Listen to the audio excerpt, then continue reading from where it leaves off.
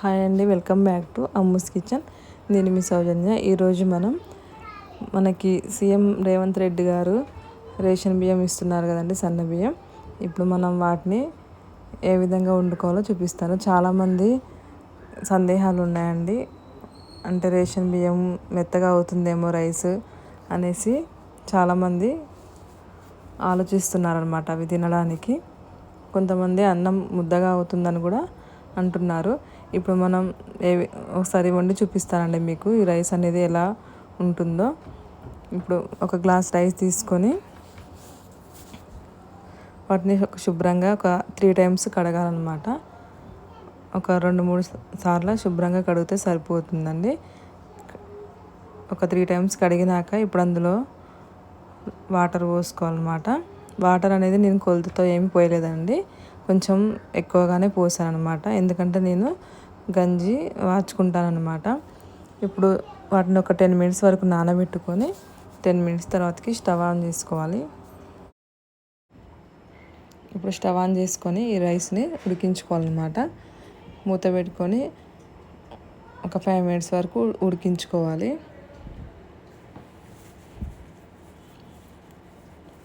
మనకి ఈ రేషన్ బియ్యం అనేది చాలా యూజ్ఫుల్ అవుతుందండి.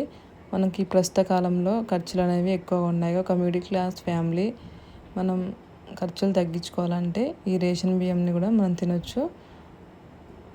ఈ విధంగా ఉడుకుతున్నప్పుడు మూత తీసుకొని ఒకసారి కలుపుకోవాలి.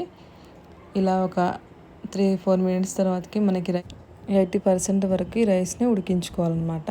మరీ మెత్తగా ఉడికించుకోకూడదండి. ఒక 80% అంటే కొంచెం పలుకుగా ఉన్నప్పుడే మనం ఈ గంజి అనేది తీసేసుకోవాలి.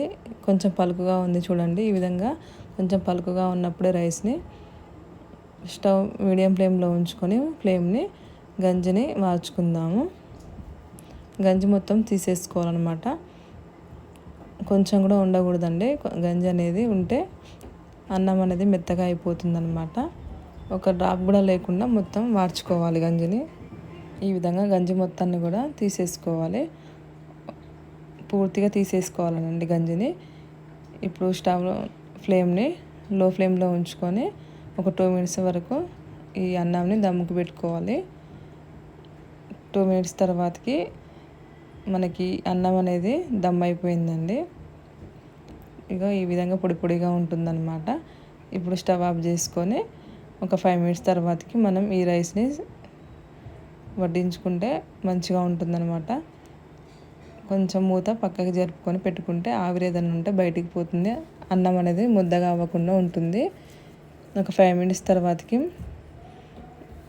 ఈ రైస్ని మనం ఒక ప్లేట్లోకి వేసుకుందాం. మీకు ప్లేట్లోకి వేసుకొని చూపిస్తున్నానండి. చూసారుగా ఈ విధంగా పొడి పొడిగా ఉందో.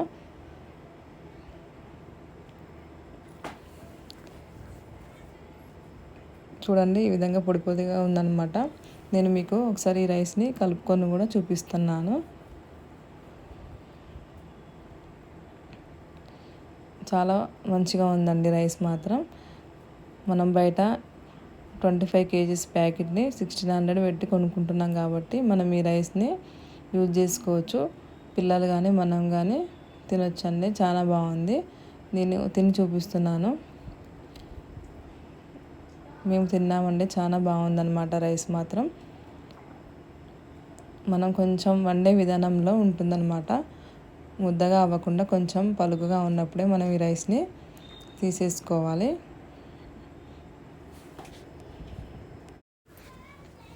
నేను మాత్రం రియల్గానే ఈ రైస్ని వండి చూపిస్తున్నానండి, ఫేక్ కాదు. నేను రియల్గా వండి చూపిస్తున్నాను. రైస్ అనేది చాలా చాలా బాగుందన్నమాట. రేషన్ బియ్యం మిడిల్ క్లాస్ వాళ్ళకి ఇది మంచి అవకాశం అండి.